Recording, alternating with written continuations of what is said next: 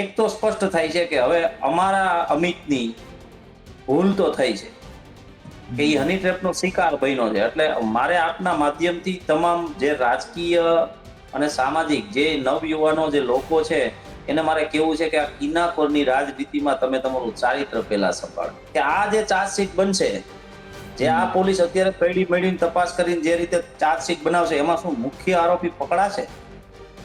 મુખ્ય આરોપી નહીં પકડાય. મુખ્ય આરોપી તપાસમાં નહીં ખુલે. જેને કાવતરું રચ્યું છે, જેને જો આ તો કોઈક પૈસા વાળો માણસ હોય છે, એને લાઈફ સેટ કરવાનું કીધું એટલે પૈસા વાળો જ માણસ હોય છે. કારણ કે એને એવું કીધું હું તારી લાઈફ સેટ કરી દઈશ. એટલે કઈ મારા જેવો સવારે 6:30 ઉઠીને વાડીએ જવા વાળો હોય ઈ કોઈને એમ ન કે હું તને 5-50 લાખ દઈ દઈશ. ઈ તો કોઈક નાણાપતિએ જ લીધેલો હોય છે. અને જે કાવતરું જેને રચ્યું છે એને અમિત સાથે શું વાંધો છે અને શું કામ છે, ઈ પહેલી બાબત છે. બીજું કે આ ગોંડલની આખી રાજનીતિમાં Bharatiya Janata party versus Bharatiya Janata party છે. દિશાવાનું અમારે આ બેયની સામે મોરચો માંડો. બેય પોતાની પદ પ્રતિષ્ઠા ને પૈસા માટે જે કાંઈ કરવું પડે એ કરે છે. એની વર્ચસ્વની લડાઈ છે. નથી અમે મહિપતસિંહને મારી નાખ્યા કે નથી અમે કોઈ જયરાજસિંહના કોઈ વળવાને અમે મારી નાખ્યા. ડેમોક્રેસીનો ચોથો સ્તંભ એટલે મીડિયા પ્રમુખ મીડિયા કોઈ પણ ભારતીય જનતા પાર્ટીને ક્યારેય પ્રશ્ન નથી કરી શકતી કે તમારી પાર્ટીને ગોંડલમાં જે ગાઈડલાઇન્સ તમે પાર્ટીની બનાવો છો એ અનુસરવામાં આવે છે કે નથી આવતી.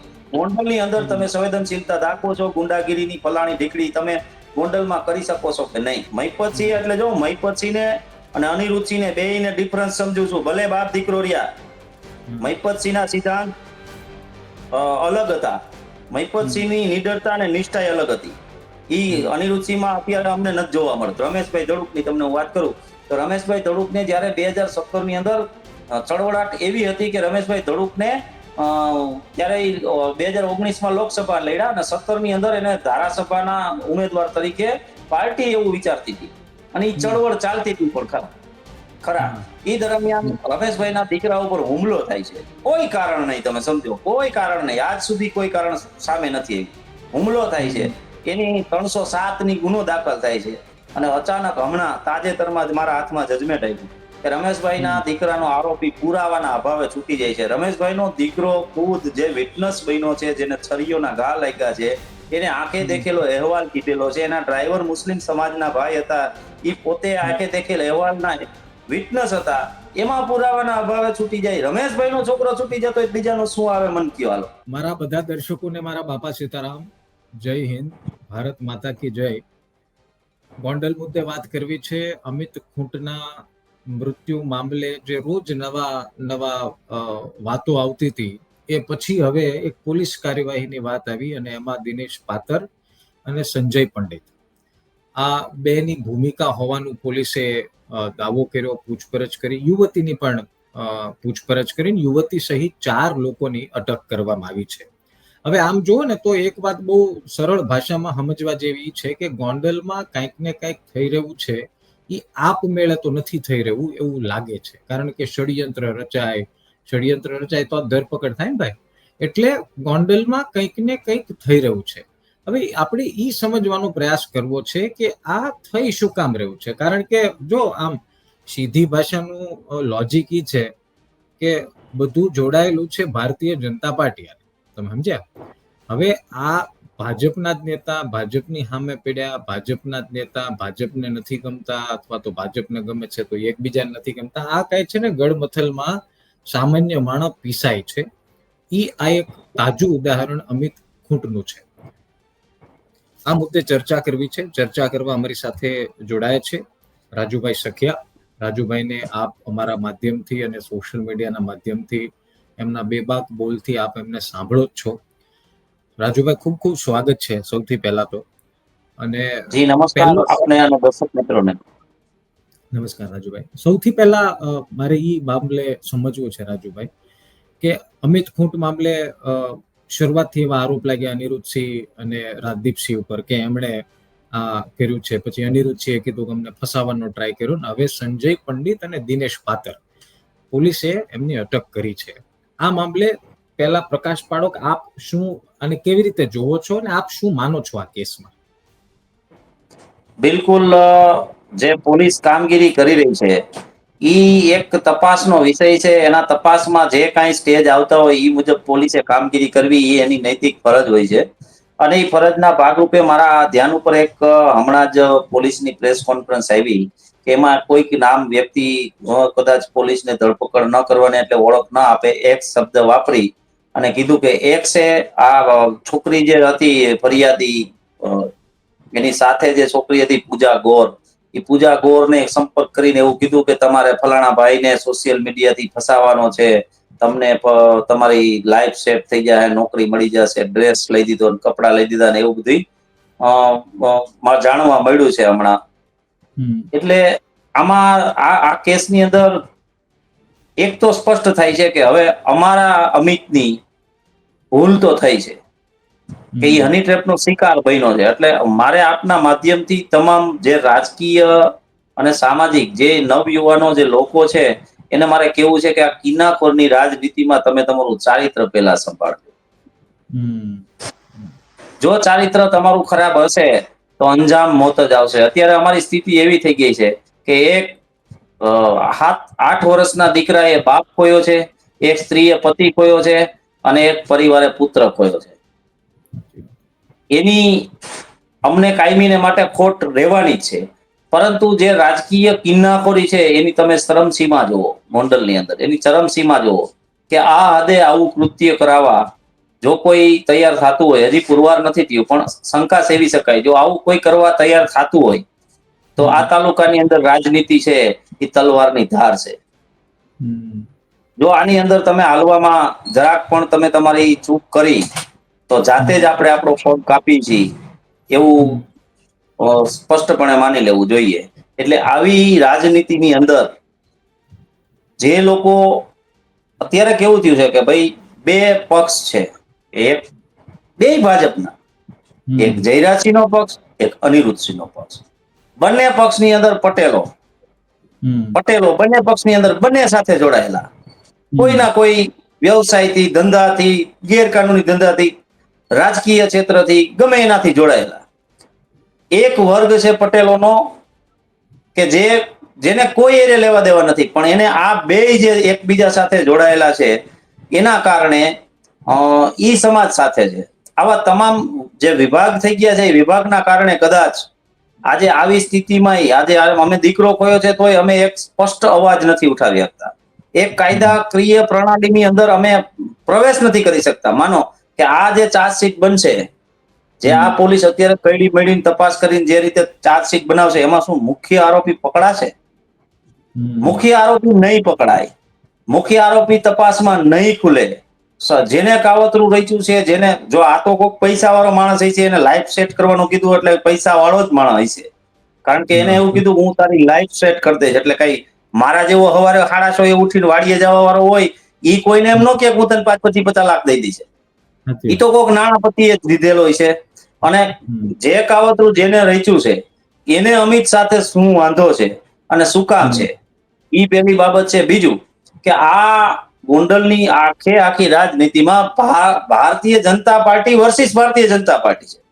પીસાવાનું અમારે મતલબ આમ જનતાને અને વિપક્ષના જે લોકો છે એને પીસાવાનું.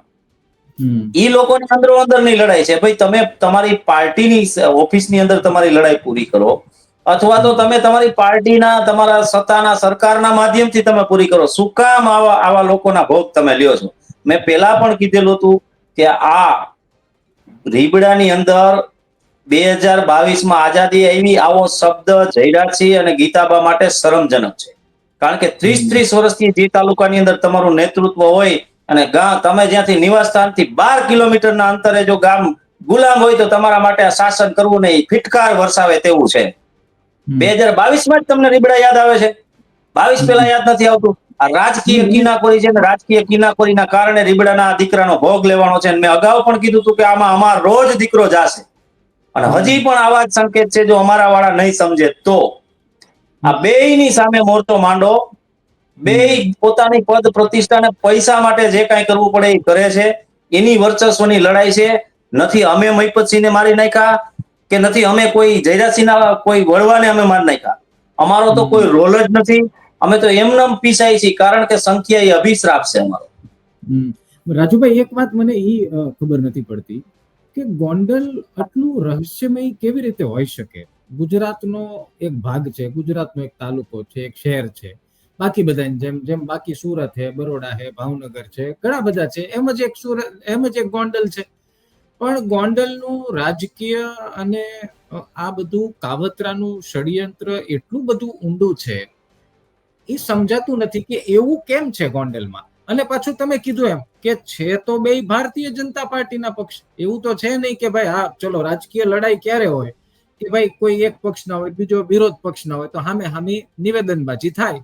પણ એક જ પક્ષના લોકો, તો આમાં તો સવાલ રાજુભાઈ સાહેબ એ નો થાય કે આમાં સરકાર શું કરે છે? તો એ તો હું દૂર બેઠો બેઠો તમાશો જોવામાં મજા માણે છે, એનો ઉદ્દેશ્ય શું આઘા રહેવાનો? હું ઈ જ તમને કહું છું કે આ બંને ગ્રુપો જે રહ્યા ને, ઈ સરકારને ચૂંટણી ટાણે એટલી મદદ કરે છે. આજુબાજુના તાલુકા જિલ્લાની અંદર અસામાજિક તત્વોને મતદાન મથક ઉપર લઈ આવી બોગસ મતદાન કરવું, સારા મતદારોને મતદાનથી વંચિત રાખવા, મતદાન પ્રક્રિયામાં ધાંધલી રચવી, ધાક ધમકીઓ આપવી, કિન્નાખોરીઓ કરવી, આવી બધી અસામાજિક તત્વોની હજારોની સંખ્યામાં બંને ગ્રુપ પાસે અસામાજિક તત્વોની ટોળકીઓ છે. આ ટોળકીઓ ચૂંટણીના કામે અસંખ્ય મદદ કરે છે, જેના કારણે ઘણી બધી સીટો ભારતીય જનતા પાર્ટીને સૌરાષ્ટ્રની અંદર પ્રાપ્ત થાય છે. એટલા માટે આ બંનેની જરૂર છે. બાધે તોય જરૂર છે, ભેળારીએ તોય જરૂર છે, સામસામા આક્ષેપ પ્રત્યાક્ષેપ કરે તોય એને વાંધો નથી. એ સિવાય તમને આ અમિત ખૂંટ એક પક્ષના ઓલાથી મર્યો કે બીજા બે પક્ષના ઓલાથી મર્યો તોય ભારતીય જનતા પાર્ટીને કઈ ફરક પડતો નથી. અને બીજું તમને જો કે ડેમોક્રેસીનો ચોથો સ્તંભ એટલે મીડિયા. મીડિયા, પ્રમુખ મીડિયા કોઈ પણ ભારતીય જનતા પાર્ટીને ક્યારેય પ્રશ્ન નથી કરી શકતી કે તમારી પાર્ટીને ગોંડલમાં જે ગાઈડલાઇન્સ તમે પાર્ટીની બનાવો છો એ અનુસરવામાં આવે છે કે નથી આવતી. ગોંડલની અંદર તમે સંવેદનશીલતા દાખવો છો, ગુંડાગીરીની ફલાણી ઢીકડી તમે ગોંડલમાં કરી શકો છો કે નહીં? આ ભારતીય જનતા પાર્ટી ગોંડલમાં અસામાજિક તત્વોના ગાડીના કાળા કાચ અને નંબર લગાડવા માટે પણ સક્ષમ નથી. ગોંડલ માટે કારણ એટલે ટૂંકમાં કારણ કે આ બે માણસો જોઈ છે. ગોંડલના દરવાજા સુધી બધા ભારતીય જનતા પાર્ટીના નિયમ લાગુ પડે અને ગોંડલના દરવાજે, ગોંડલના રોડે ચડો એટલે બધા નિયમ શૂન્ય થઈ જાય. એનો મતલબ તો એ જ થયો ને. મતલબ એ તો આનો ઉકેલ શું રાજુભાઈ? આમાં જો હું એક પત્રકાર તરીકે ને એક નાગરિક તરીકે પણ મારો એક સવાલ છે જે મને લાગે બધાના મનમાં થતો હશે, ખાસ પાટીદાર સમાજના યુવાનો જે બાકી બધી જગ્યાએ જે છે, જે રાજકોટ રહે છે, સુરત રહે છે, જે આ કાર્યક્રમ જોવે છે, કે આમાં બે સમાજના સમર્થકો છે. બે સમાજના સમર્થકોમાં પાટીદાર સમાજ પણ જોડાયેલો છે. અને અંતમાં તો એ જ આવે છે પાટીદાર સમાજના કોઈ યુવાનને હવે અમિત ખૂંટ જેવા જોવાનડાને ભોગવવાનો વખત આવ્યો. તો આનો ઉકેલ શું? પક્ષ તો જો એ તો સીધું અહીંયા સમજાઈ જાય છે રાજુભાઈ કે ભારતીય જનતા પાર્ટી આઘું બેઠું બેઠું તાળીઓ પાડે ને મજા લે કે જે થવું હોય થાય, અથવા તો જે કરવું હોય કરો, અમારે ઇલેક્શનમાં જરૂર છે એટલે અમે કાંઈ નહીં કરીએ. તો આમાં સમાજે જ રસ્તો ગોતવો પડશે ને, અને ગોતવો પડે તો કયો રસ્તો? એક પેલી બાબત તમને કહું ટૂંકમાં, એક તરફનો જવાબ કહું, બીજા તરફનો પછી કહું. ભારતીય જનતા પાર્ટીની અંદર જો કોઈ હોય તો જે હરેન પંડ્યાનો અનુયાયી હોય ને એને ગૃહમંત્રી તરીકે બનાવવો પડે. એક વિકલ્પ ઈ. બીજો વિકલ્પ ગોંડલની અંદર કાયમીને માટે આઈપીએસ દરજાના નિષ્ઠાવાન અધિકારીની પોલીસ અધિક્ષક તરીકે અને આઈએસની સબ ડિવિઝનલ મેજિસ્ટ્રેટ તરીકે અહીંયા કે નિયુક્તિ રાખવી પડે. ત્રીજું તમને કહું, સામાજિક લેવલે જે બાબત છે ઈ. હવે સામાજિક લેવલે હું તમને એવું કહું કે જો અત્યારે સમાજના લોકો, મેં તમને કીધું ને 3 ભાગ છે. એક જયરાજસિંહ સાથે છે, એક અનિરુદ્ધસિંહ સાથે. એક સમાજ આમ સમાજ છે. જે આમ સમાજ છે એને અત્યારે જયરાજસિંહ સાથે સમાજ છે ઈ એમ કે છે કે નરેશભાઈ ફલાણું નથી કરતા, સાંભળતા નથી, અલ્પેશભાઈ આવે છે, ઓલું કરે છે. એક સમાજ ઈ વર્ગ કે છે. બીજો વર્ગ છે ઈ એમ કે છે કે ભાઈ સમાજના લોકો બધાય ભારતીય જનતા પાર્ટી સાથે જોડાયેલા છે, ઈ ફલાણા ભાઈને સમર્થન કરે. એટલે આમાં સમાજના જે આગેવાનો છે ને એને ઈ રીતે આ લોકો બધા ઉતારી પાડવાનું કામ કરે. હવે મને ખાલી એટલું તમે કહો કે નરેશભાઈ પટેલ કોઈ સિસ્ટમ છે? નરેશભાઈ પટેલ કોઈ પોલીસ તપાસ કરવાના છે? નરેશભાઈ પટેલ ઇતિહાસ નથી. નરેશભાઈ પટેલ ભવિષ્ય છે. નરેશભાઈ પટેલ વર્તમાન નથી. નરેશભાઈ પટેલ ભવિષ્ય છે, ને ભવિષ્ય એ છે કે જ્યારે સરદાર વલ્લભભાઈ પટેલના નેતૃત્વમાં 222 રજવાડાએ નિર્વિવાદિત રાજ સોંપ્યા. અત્યારે કોઈની અણી જેટલી કોઈ વસ્તુ આપવાની હોય તો નથી આપતું, ઈ રાજ સોંપ્યા. અને ઈ એના નેતૃત્વમાં રાજ સોંપવાથી સમગ્ર ભારત દેશનું એકીકરણ થયું અને અખંડ ભારત દેશનું નિર્માણ થયું. ને ઈ દેશના આપણે લોકશાહીના નાગરિક, આપણે આપણા વિચારો આજે તમે હું બે વાત કરી શકીએ છીએ, એના અધિકાર આપને બાબા સાહેબના બંધારણથી મળ્યા. ઈ રજવાડાઓએ આ નેતૃત્વમાં જે પોતાનું રાજનું બલિદાન આપ્યું છે, એના વંશજ તરીકે, એના સરદાર વલ્લભભાઈ પટેલના વંશજ તરીકે પટેલોએ સમગ્ર સમાજ માટે પ્રમુખ, પટેલનો શબ્દ જ પ્રમુખ થાય, પહેલા વ્યક્તિએ આ એની નૈતિક જવાબદારી નિભાવવાની આવે છે. એટલે નરેશભાઈ એવું કહે છે કે સર્વપ્રથમ તમે શિક્ષિત, સંગઠિત અને પ્રશિક્ષિત બનો. તો એના માટે નરેશભાઈ પટેલ જે કાંઈ કરવું પડે એ કરે છે. નરેશભાઈએ ક્યારે મુખ્યમંત્રીને એવું કીધું કે ખોડલધામ અને ગુજરાતની સરકાર બે એક સિક્કાની બે બાજુ છે એવું કીધું કોઈ દી?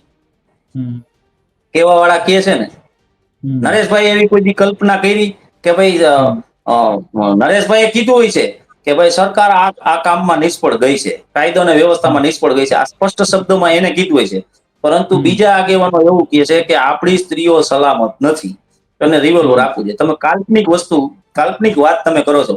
એક વાત મારે તમારા માધ્યમથી સર્વ શ્રોતાઓને, વક્તાઓ બધાને રાખવી છે, આપણા લોકોને જે સાંભળતા હોય આપણા મીડિયાની, કે શું પટેલ સમાજ નહીં, બધાય સમાજની સ્ત્રી આપણી દીકરી બેન જ કહેવાય, તો ઈ સુરક્ષિત ન હોય તો આપણા ગુજરાત રાજ્યની સ્ત્રીઓને રિવોલ્વરના લાયસન્સ અને રિવોલ્વરની ખરીદી કરવી આર્થિક સક્ષમ છે?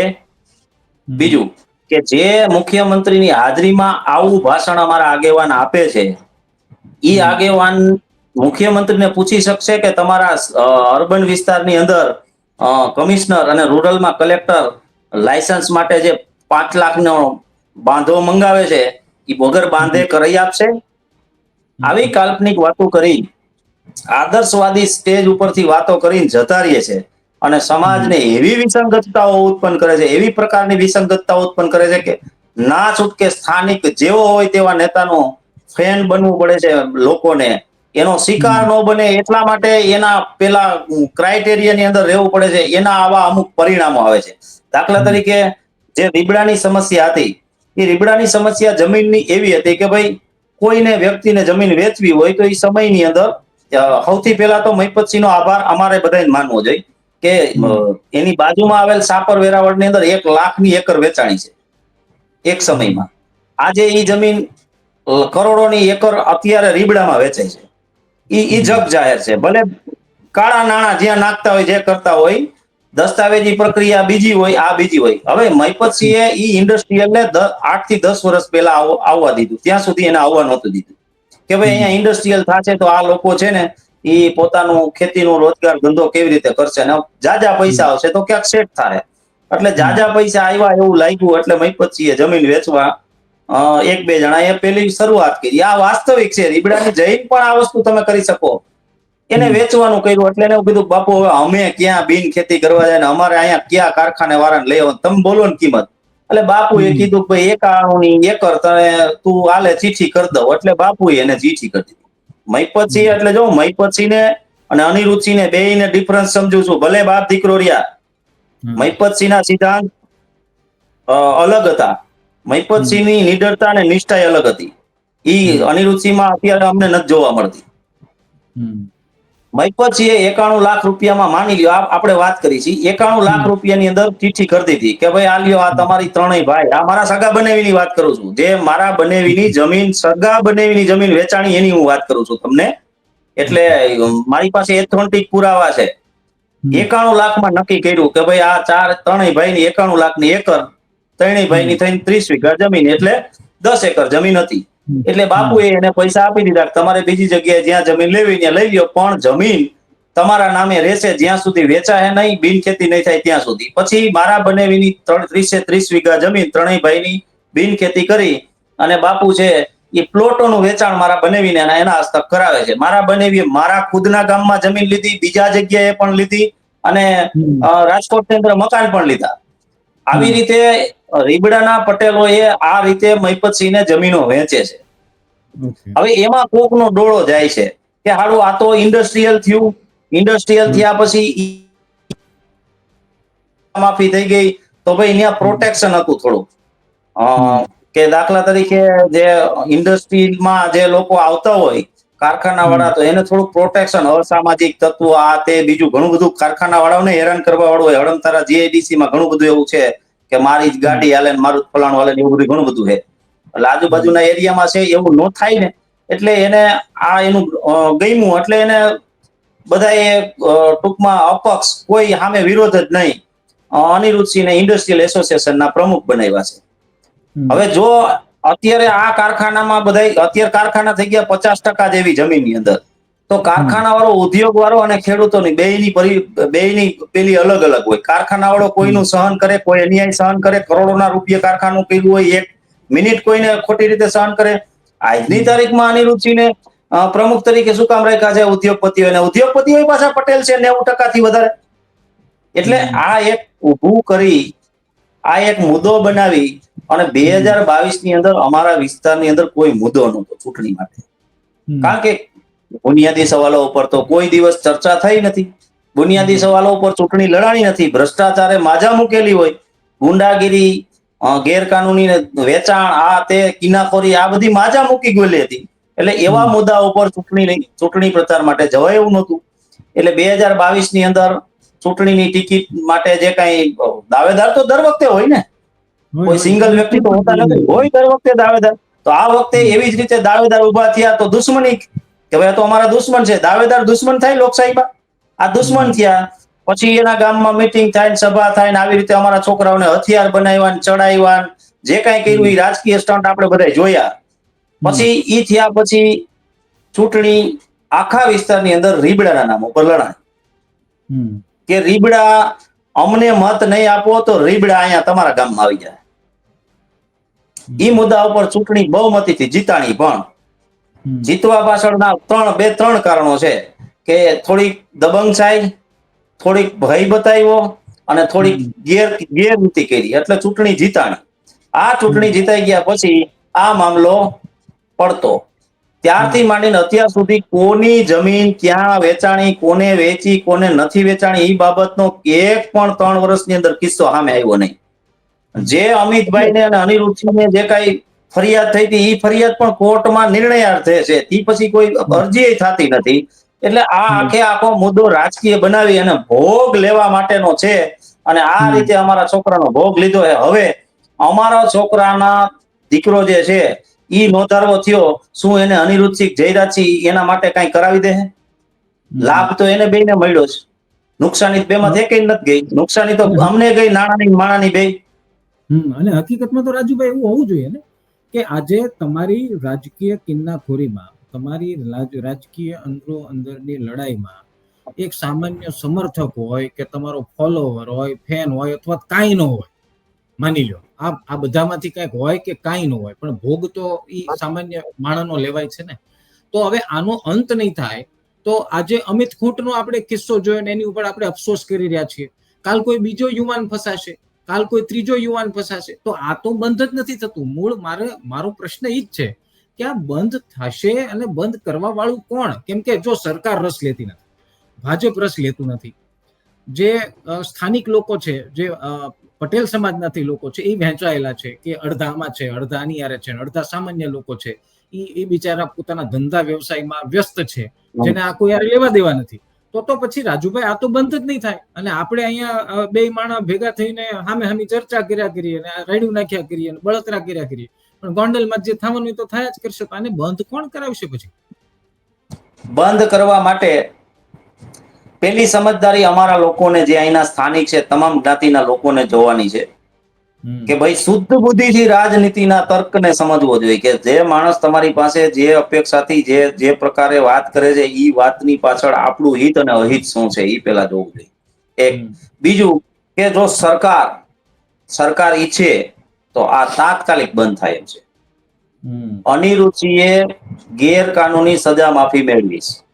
સજા માફી મેળવવા માટે 2017 નો જે સરકારનો પરિપત્ર હતો એની અંદર સ્પષ્ટ વર્ગીકરણ દર્શાવેલું છે. એ વર્ગીકરણમાં ટાડા એક્ટનો આરોપી આવતા નથી. હમ બીજું, એબી કમિટીનો રિપોર્ટ બેસવો પડે. એબી કમિટીના રિપોર્ટના અભિપ્રાયના આધારે ગૃહ વિભાગમાં જાય. ગૃહ વિભાગ રાજ્યપાલશ્રીનો અભિપ્રાય મગાવે, ત્યારબાદ ગૃહ વિભાગ છે ઈ એની સજા માફીની પેલી કરે. હમ આની અંદર હમ કોઈ એવી પ્રક્રિયા અનુસરવામાં નથી આવી. સીધા ટીએસ બીચ નામના જેલ આઈજીએ કીધું કે ભાઈ અનિરુદ્ધસિંહ છૂટા, એટલે હમ છૂટા.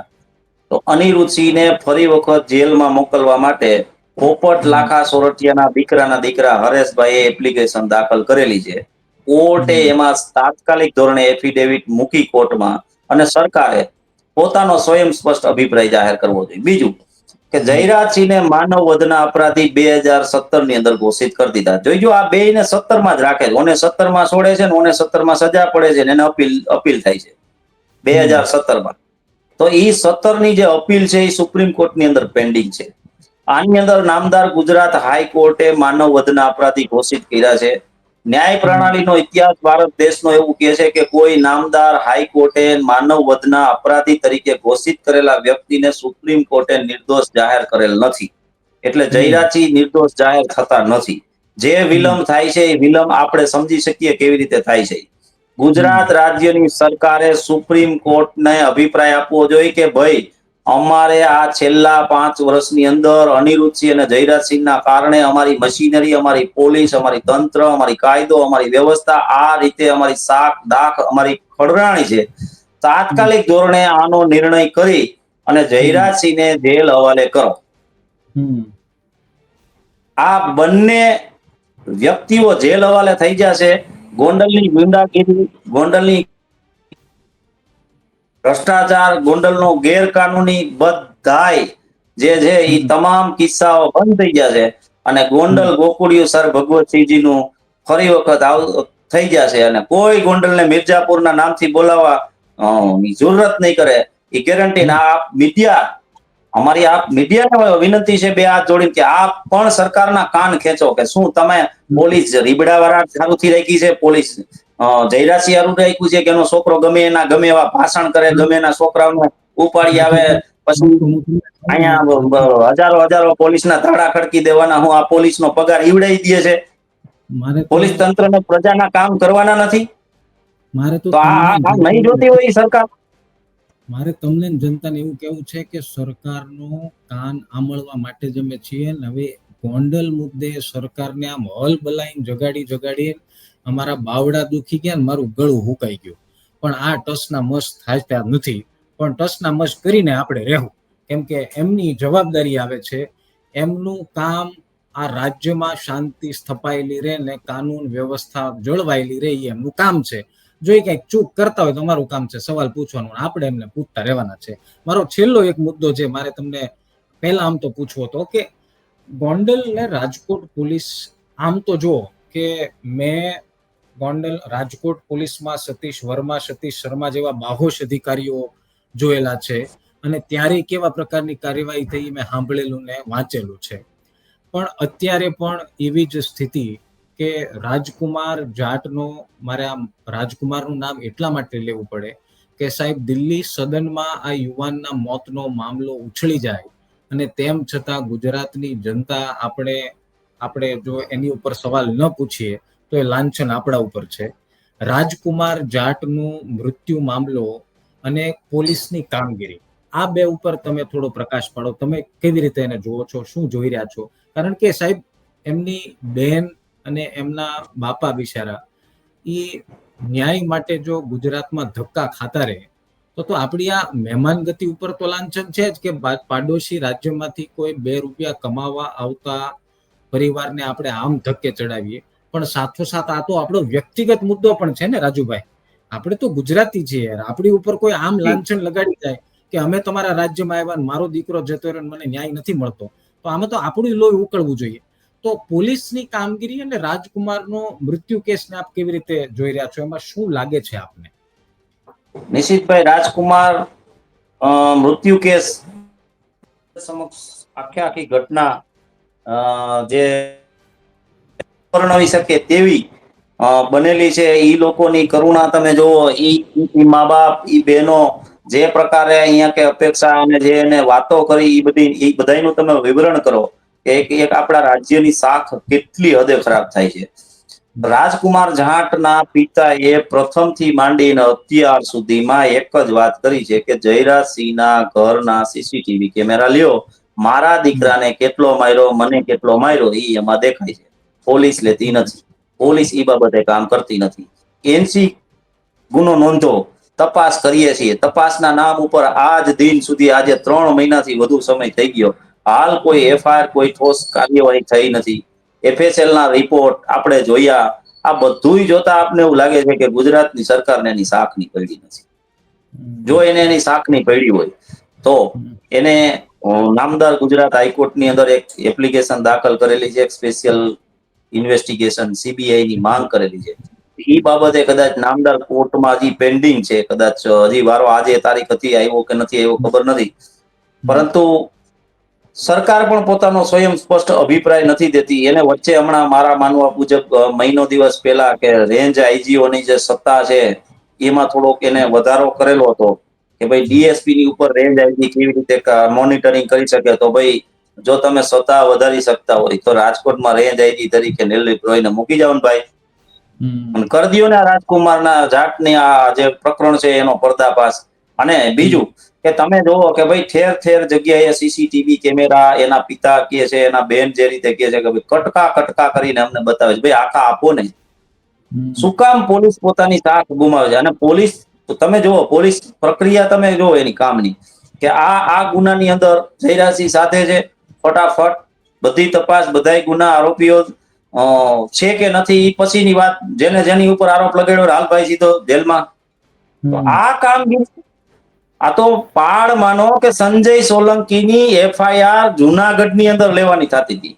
જો સંજય સોલંકીનું અપહરણ ગોંડલની સરહદમાંથી થયું હોત તો એની FIR નો લેવાય. આ હકીકત છે, કારણ કે અહીંયાની પોલીસ એટલા માટે ડરે છે.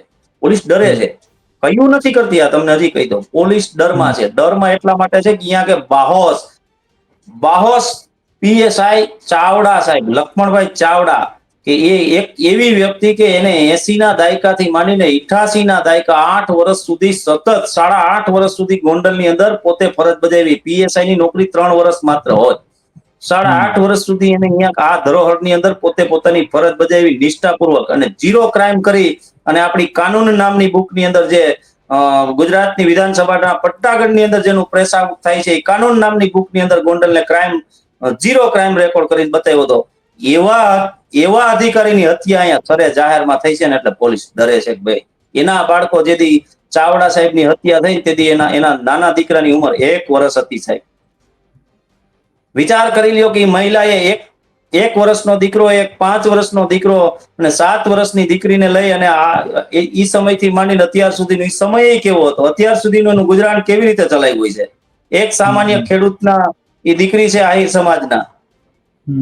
ત્યારે આ કિસ્સા જોવે ત્યારે પોલીસ ડરી જાય છે, અને પોલીસના પણ આંખમાં આંસુ વહી જાય છે. અમે જોયું છે, અમે અનુભવ્યું છે કે આવું થયું છે, એટલે અમે પણ આ વસ્તુ જયારે કહી છે ત્યારે અમારા રૂવાટા ઉભા થઈ જાય છે કે ભાઈ શું કામ પોલીસ પોતાનો જીવ અને પોતાના પરિવારનું જીવ જાન જોખમમાં મૂકે આ લોકો હાટુથી.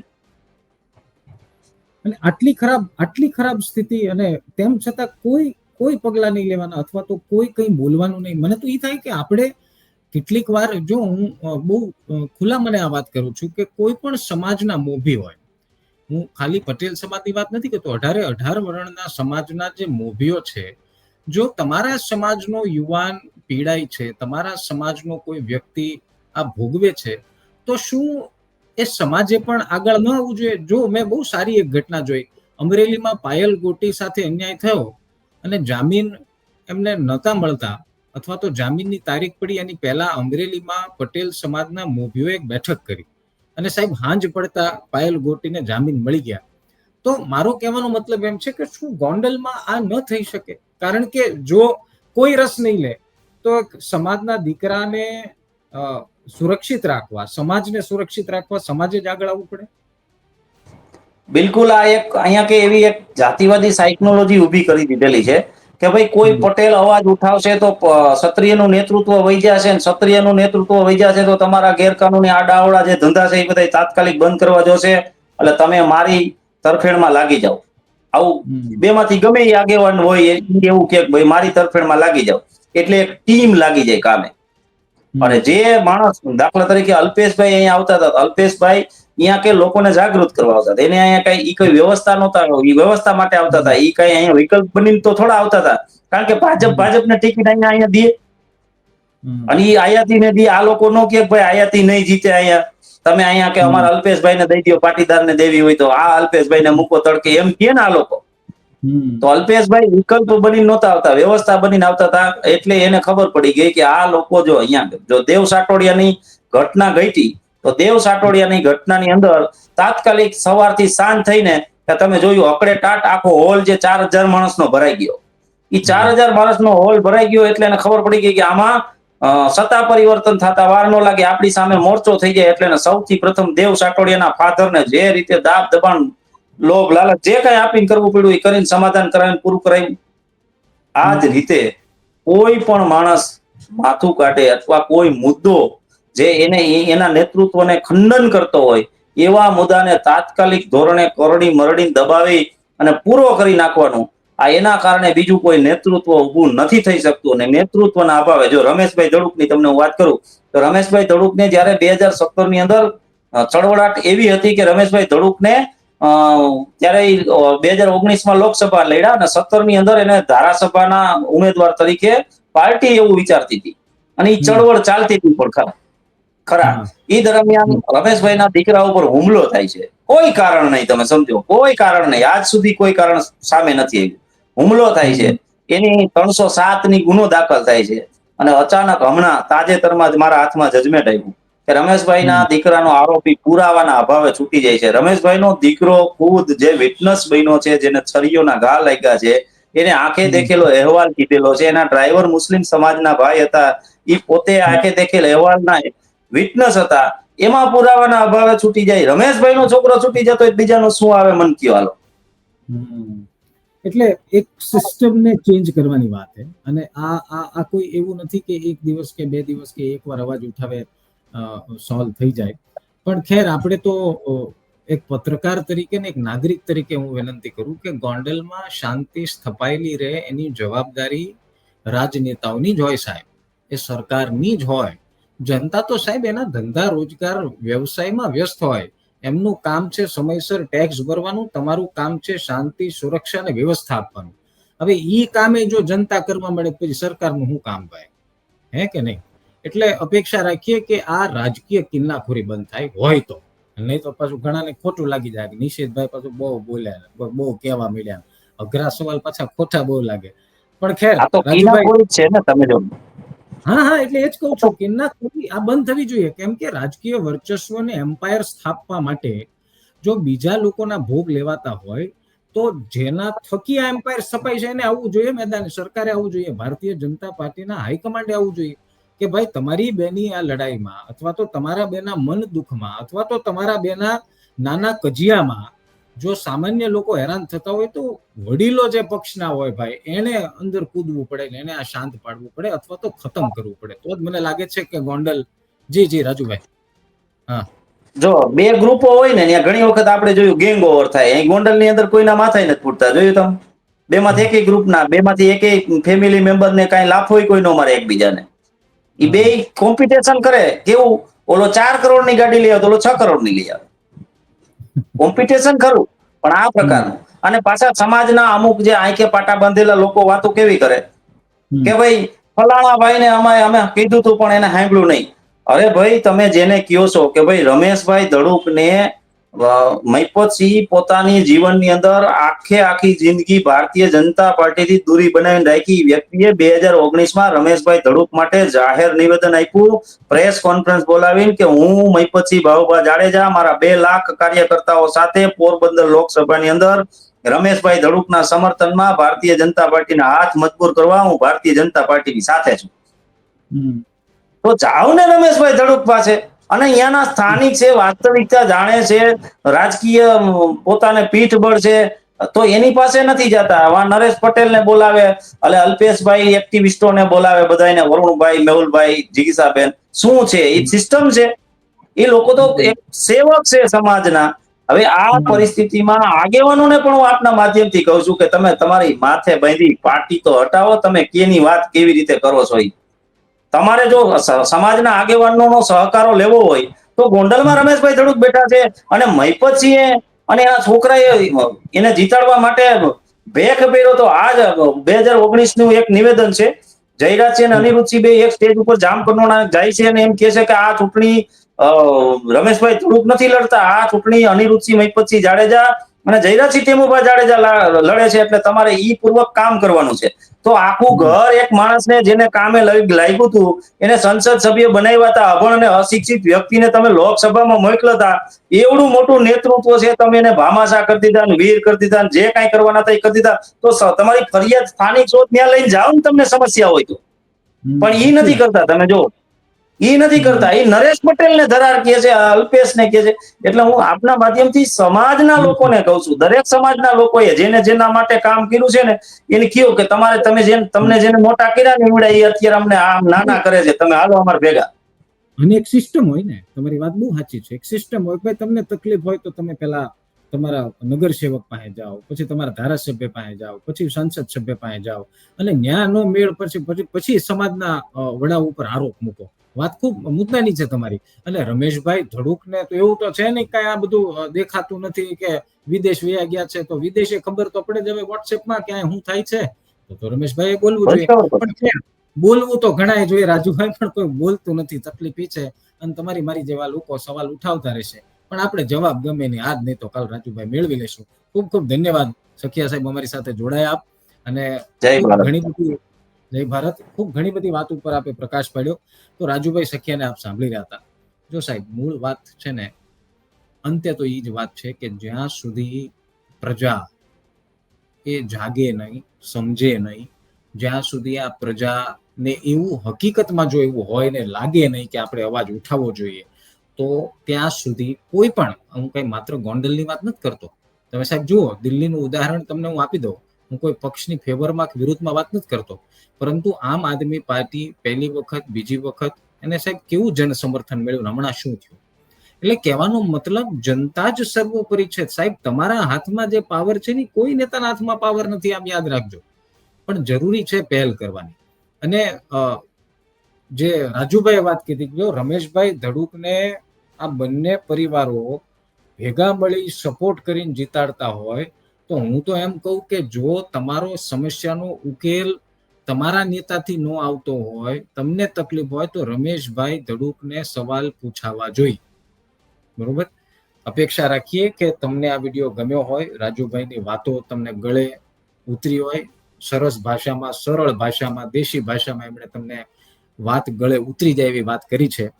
તમારો શું વિચાર છે એ કમેન્ટમાં લખવાનું ભૂલતા નહીં. ફરી મળીશું એક નવા વિડીયો સાથે, નવી ચર્ચા સાથે, નવા મુદ્દા સાથે. ત્યાં સુધી ધ્યાન રાખજો અને મજા કરજો. અને ગમે તો જ વિડીયો લાઈક કરજો. બાકી મારી ભેગું બોલવાનું રોજ કહું એમ. બાપા સીતા.